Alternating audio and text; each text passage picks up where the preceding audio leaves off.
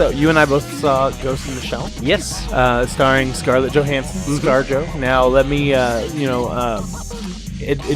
make an admission. I never got around to watching the original movie. I tried the night before we saw it, and I put on the original one, found it streaming online, and made it about 10 minutes in, and then I fell asleep because I'm an old man, and I almost fell asleep last night at the movie.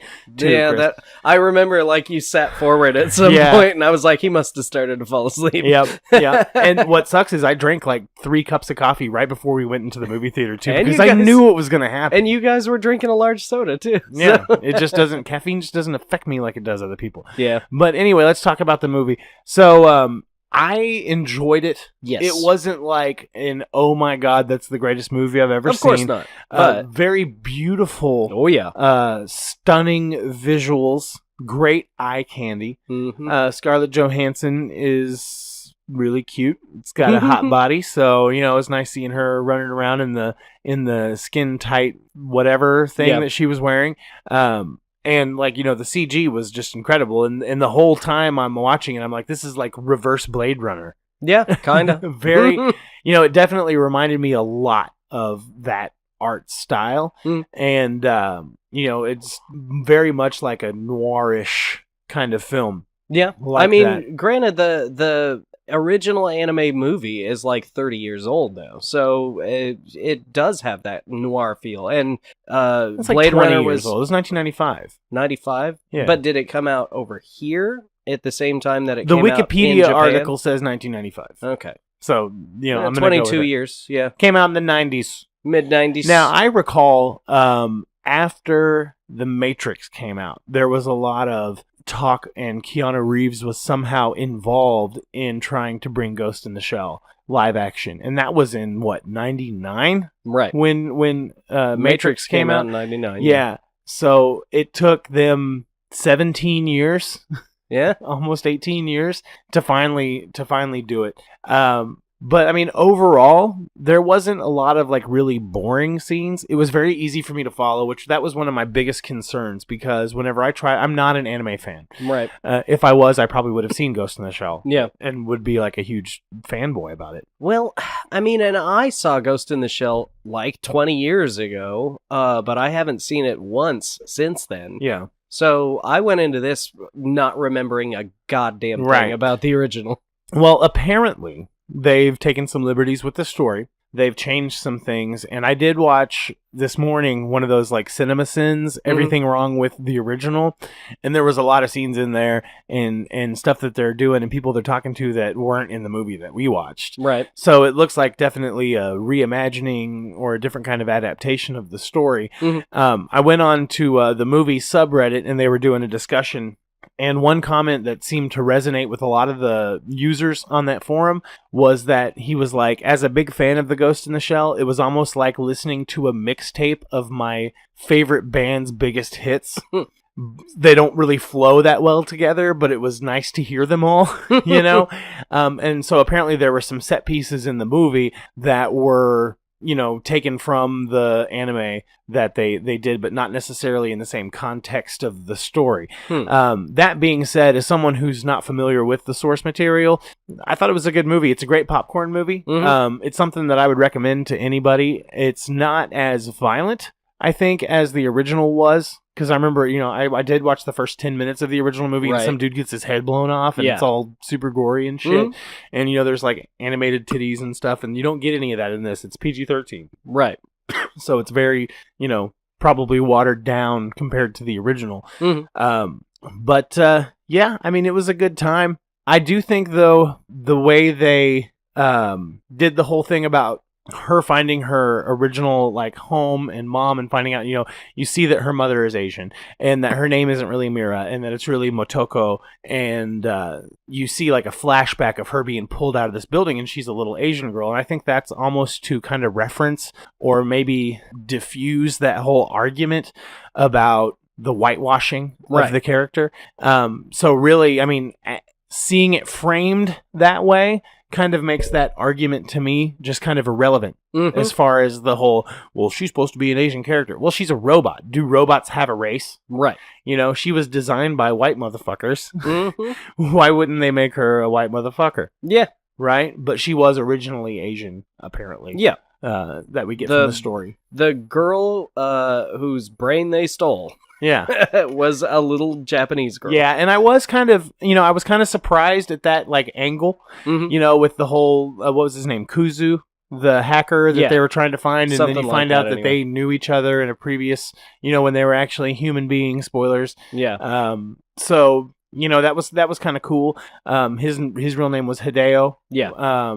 Which I don't know if any of this was in the original stories. That's the thing. I don't know. And I don't remember. Right, and apparently there's a series now of it's either a series of movies, because if you look up Ghost in the Shell, because I was trying to see, there's a bunch of stuff tagged to that title. So it makes me wonder if this movie does well, which I kind of doubt it's going to be like a blockbuster. Yeah, it definitely it'll probably there wasn't be very many. Huge in China. Will it though? I don't know. There wasn't a lot of people there when we went and saw it, but. I mean, bad movies are traditionally loved in China. Right. Like the World of Warcraft movie. And Terminator Genesis. Yeah.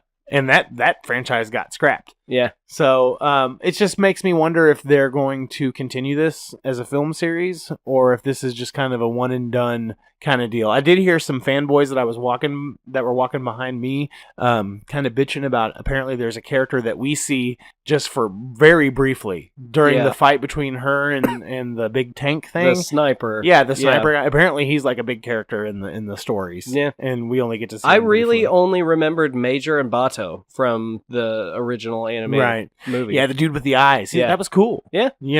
But overall, I mean, it was a good story. If you're not a fan of Ghost in the Shell, I would definitely recommend it to you, because you don't have any expectations. Notions. You don't have any preconceived notions. It's like, when you go and watch a movie that's based off a book that you love, you're almost always going to be let down. Yeah.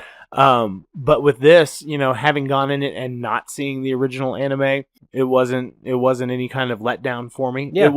It was enjoyable. I liked it. You know? Me being separated from the original anime for 20 years definitely helped my enjoyment of the movie too, because like you, I really did enjoy it. I thought it was a decent movie, and I kind of now get mad at people who boycott the movie because of the whitewashing thing. Right. Especially, like, you need to see the movie because it's actually addressed. Yeah. Kind of. In a roundabout way, it is kind of addressed.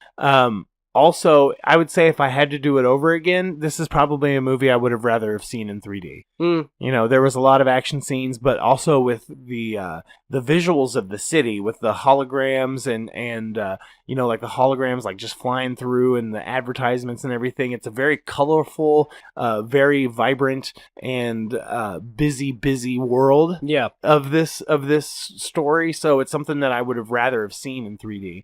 I could see that. To experience that. There was that one scene towards the end where there was that flashing light. I don't remember what was going on in the scene, but I felt like I might... Flashing light. I don't... Yeah. It was just like a strobe light effect. And I was like, I wonder if people with epilepsy can even see this movie. Right.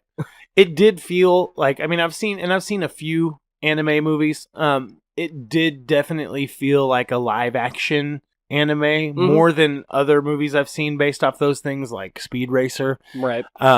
So I mean, it had that feel. What I'm wondering is, and we'll kind of end the talk of Ghost in the Shell with this. I guess Jordan Peele now is being tapped possibly to direct a live action version of Akira, which is something they've been trying to do forever. And I used to have Akira on VHS. It's probably the only anime movie that I've watched a lot. And I've still never actually seen it. And it's like, Akira. remember I told you whenever I saw Chronicle that was probably the closest to a live action Akira that we would get. I would say give it to this guy that directed Ghost in the Shell. Jordan Peele, he's only got one movie under his belt, and it was a low budget thriller. Yeah. So, I mean, are you going to be able to do those things? Because if I'm thinking of a live action Akira movie, it's going to need to be over the top and have that same visual style as Ghost in the Shell, which we just watched. So, and potentially R-rated, because isn't Akira incredibly violent? Oh, yeah. Yeah. It's violent. And I don't know. The whole ending to that movie is really weird. Like I said, It's basically like 15 minutes of Tetsuo, Kaneda, Tetsuo, Kaneda. Just so back and forth. Yeah, and Tetsuo is like, just, he's like growing and growing and growing and growing, and it's crazy. Well, it's man. like the monster in that one episode of South Park from 20 years ago, right? Probably. Oh no, my phone's ringing, and it's a buddy of mine. I'll have to call you back, sir. But anyway, anything else you want to say about Ghost in the Shell before we move on? I enjoyed it. Don't be a dick. PC Police. It's a decent movie. It's not the best movie in the world, but it's good. Yeah, get over yourself. Yeah. People.